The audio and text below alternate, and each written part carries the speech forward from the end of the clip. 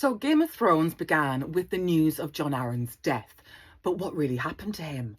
There's one story and then there's the truth. Ned Stark, he loved Jon Arryn like a second father, and he was determined to find out what happened, because although Jon Arryn was not like a young man, he was relatively well, healthy, like this came out of the blue. Ned goes to see Grand Maester Pycelle and is like, look, you were here. What was going on? What happened? Like, tell me, fill in the blanks for me.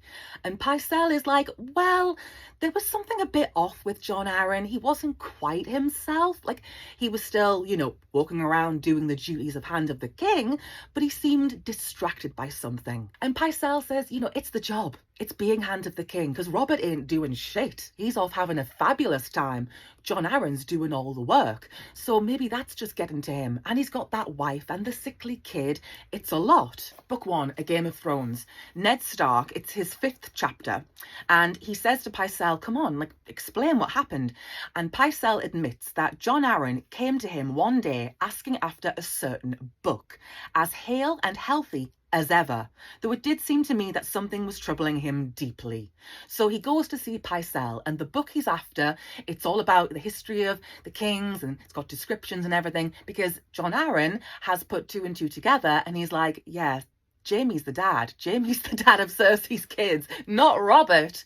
So he's looking for confirmation before he says anything. I think where Jon Arryn may have gone wrong is going to Pycelle of all people, because Pycelle, he's a snake. He's putting on an act. He's not this feeble, doddery old man. He's sharp as a tack, and he knows exactly what he's doing, and he's in the pocket of the Lannisters.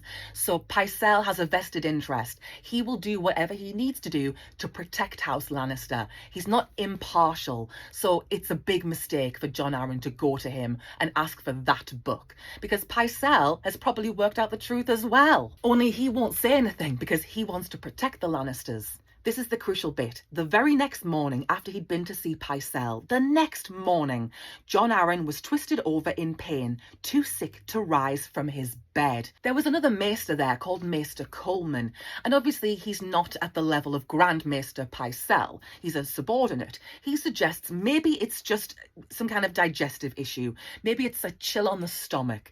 But Jon Arryn continues to get worse and worse. And Ned confronts Pycelle by saying, I heard you sent Maester Coleman away. Now, did Pycelle do this because he was wanting to let Jon Arryn die?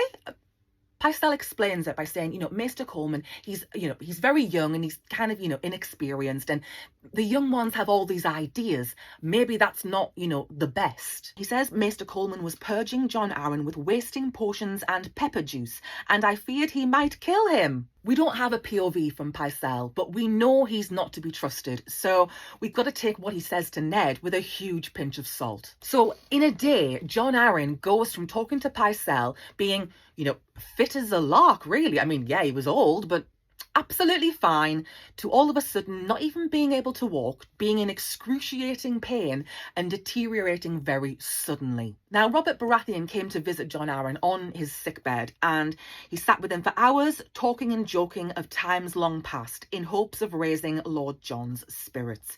Robert's love was fierce to see. And then Pycelle gives Jon Arryn milk of the poppy, which is something that is kind of like a sedative, essentially. Like, it calms you down, it'll help a patient sleep, but it's not necessarily good for the mind. It dulls the senses. Again, was Pycelle wanting to dull Jon Arryn's senses because he was protecting House Lannister?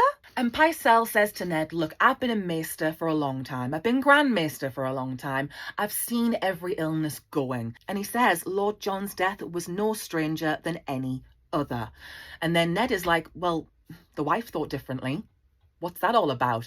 And they put it down to Lysa just being Lysa. They're like, she's hysterical. You know what she's like. She can't be trusted. And while they're talking about this, Pycelle does not miss the opportunity to suggest that maybe Varys was involved in this. Crazier things have happened. And Ned is like, well, yeah, no shit. I mean, of course I'm going to consider Varys. Like, duh. So that is the story that Ned gets from Pycelle. But it's not until 2 books later in A Storm of Swords, it's actually the last chapter in the book, and it's when Lysa admits the real truth to Sansa. And at this point, Lysa is hysterical. She thinks that all of a sudden she's gotten her man of her dreams. She's now with Littlefinger. She's going to get her happily ever after, and Sansa's ruining it.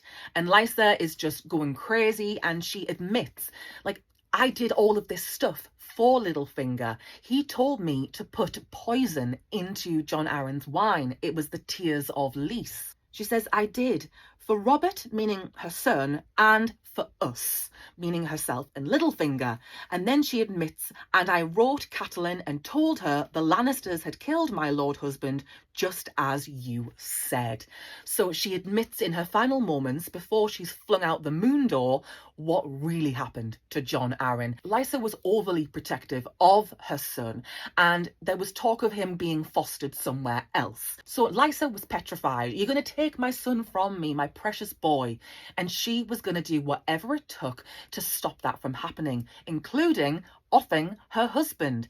And let's not forget, Lysa is in love with Littlefinger. She's the reason he's even in the capital. She's the one who says to Jon Arryn, bring him along. And that's how Littlefinger gets his start in the capital and begins to climb the ladder. But Littlefinger is in love with Cat, not Lysa. Littlefinger saw an opportunity to cause chaos. It's what he's known for. And it's not the first time I think he's done it. But that's a story for another day. But what he does is he seizes the moment and he goes, you know what? We can kill 2 birds with 1 stone. We can save your son, keep him by your side, and we can also cause chaos. I think Jon Arryn was probably the last to put all these clues together about Cersei and Jaime and the kids. I think Varys knew. I think Pycelle knew. I think Littlefinger had worked it out.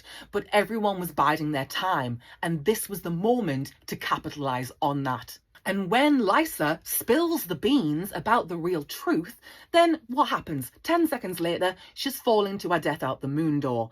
And I think, yeah, Littlefinger saw the writing on the wall. He's like, damn it, Lysa, you are a liability. She had to go.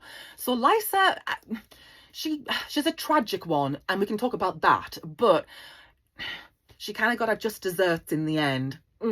But Littlefinger, he's still out there in the Vale with Sansa in the books. And I firmly believe Sansa is going to be at the heart of what happens to Littlefinger. Like, he's going to get his just desserts. It's going to happen one day, and Sansa's going to be the cause, the reason. And it's going to be for her mother, for her aunt, for her family, and also just for the realm. Those are my thoughts anyway. But yeah, that's the story about what really happened to Jon Arryn.